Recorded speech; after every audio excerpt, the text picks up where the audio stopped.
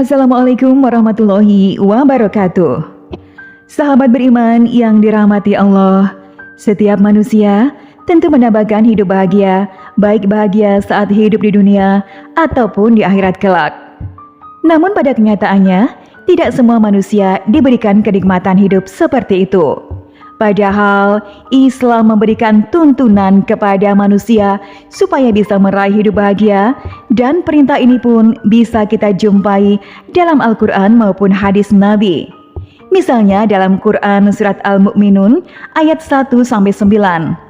Allah Subhanahu wa taala sudah berfirman, "Sesungguhnya beruntunglah orang-orang yang beriman, yaitu orang-orang yang khusyuk dalam sembahyangnya, dan orang-orang yang menjauhkan diri dari perbuatan dan perkataan yang tiada berguna, dan orang-orang yang menunaikan zakat, dan orang-orang yang menjaga kemaluannya kecuali terhadap istri-istri mereka atau budak yang mereka miliki.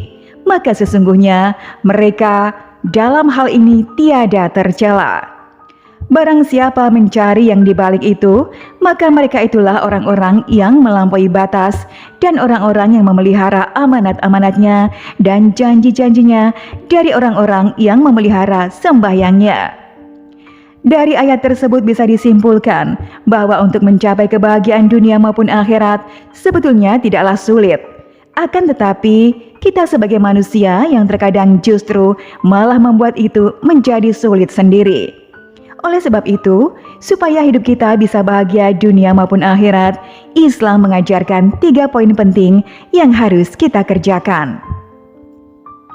Yang pertama, beristighfar saat jatuh dalam kubangan dosa. Tatkala berbuat dosa, iman seorang mukmin akan mendorongnya untuk segera inabah atau kembali kepada Allah dan bertaubat. Oleh sebab itu, Allah Subhanahu wa taala tak bosan-bosannya menyuruh kepada hambanya yang beriman untuk segera bertobat. Dalam Quran surat Tahrim ayat 8, Allah Subhanahu wa taala berfirman, "Hai orang-orang yang beriman, bertaubatlah kepada Allah dengan taubatan nasuha atau taubat yang semurni-murninya." Begitu juga dalam Al-Quran surat An-Nur ayat 3, Allah Subhanahu wa taala pun berfirman, "Dan bertaubatlah kamu sekalian kepada Allah supaya kamu beruntung." Dari 2 ayat tersebut bisa disimpulkan bahwa jika seorang beriman berbuat dosa, maka ia akan menjadikan imannya sebagai tempat berlindung. Dengan begitu, iman akan membimbingnya untuk segera bertaubat dan memperbanyak istighfar serta menjauhi perbuatan dosa. Kita semua tahu tidak ada yang berat bagi Allah untuk menutupi bahkan menghapus dosa-dosa kita sebesar apapun apabila kita benar-benar niat ingin bertaubat. Dalam Quran surat Az-Zumar ayat 53, Allah Subhanahu wa taala berfirman, "Hai hamba-hambaku yang melampaui batas terhadap diri mereka sendiri, janganlah kamu berputus asa dari rahmat Allah. Sesungguhnya Allah mengampuni dosa-dosa semuanya. Sesungguhnya Dialah yang Maha Pengampun lagi Maha Penyayang."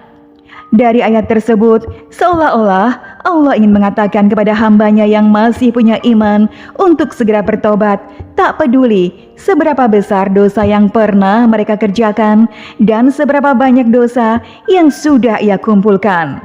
Karena kita semua tahu Allah adalah Tuhan yang Maha Pengampun, Maha Penyayang, dan Maha Penerima Taubat. Yang kedua, memiliki rasa selalu bersyukur.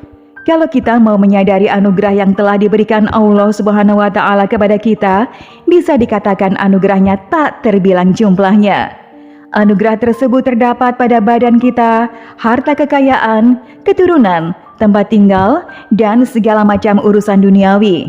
Akan tetapi seolah-olah nikmat tersebut tidaklah tampak pada diri kita, sehingga yang terjadi adalah kita akan selalu merasa kurang dan akan terus kurang.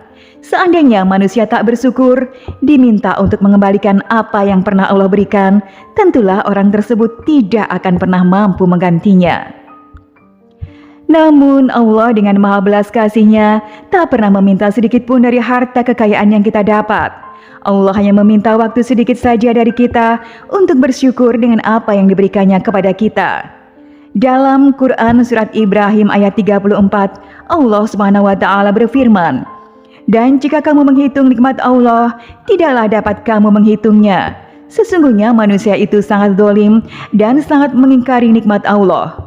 Jika kita mau menghayati makna dari ayat tersebut, maka kita akan menangis dan memohon ampun kepada Allah karena kita selalu menzolimi nikmat yang telah Allah berikan kepada kita.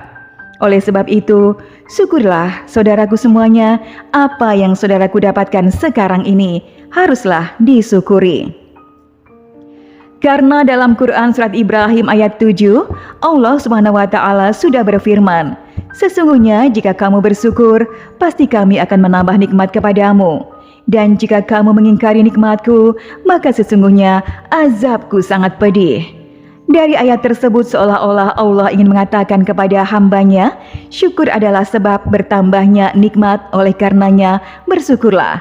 Namun, jika kita mengingkari nikmat yang Allah berikan, maka siap-siaplah, azab Allah sangatlah pedih. Ketiga, bersabar saat diberikan ujian. Dalam Quran Surat At-Takabun ayat 11, Allah Subhanahu wa Ta'ala berfirman, "Tidak ada suatu musibah pun yang menimpa seseorang kecuali dengan izin Allah.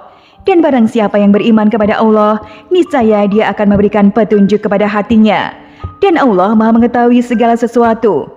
Ayat itu menjelaskan bahwa bila seorang mukmin yang sedang ditimpa musibah, lantas ia menyadari bahwa musibah tersebut adalah ujian dari Allah, kemudian ia menerima musibah tersebut dengan lapang.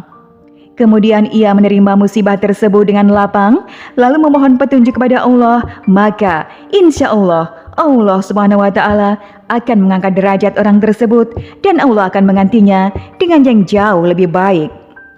Oleh sebab itu, apabila kita sedang dalam musibah, hindarilah sebisa mungkin untuk mencela musibah tersebut. Akan tetapi bersabarlah dan terus meminta petunjuk kepada Allah supaya diberikan jalan keluarnya. Insya Allah dengan kita bersabar dan selalu berusaha, Allah akan segera mengganti ujian tersebut dengan kenikmatan yang mungkin tak pernah kita sangka-sangka akan mendapatkannya. Rasulullah Shallallahu Alaihi Wasallam bersabda, "Alangkah menakjubkan urusan seorang mukmin, karena segala urusannya adalah baik baginya dan tak ada yang memiliki hal itu selain orang mukmin.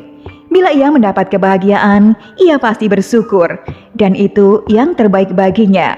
Dan jika ia tertimpa musibah, ia pasti bersabar, dan itu yang terbaik baginya." Hadis riwayat Muslim.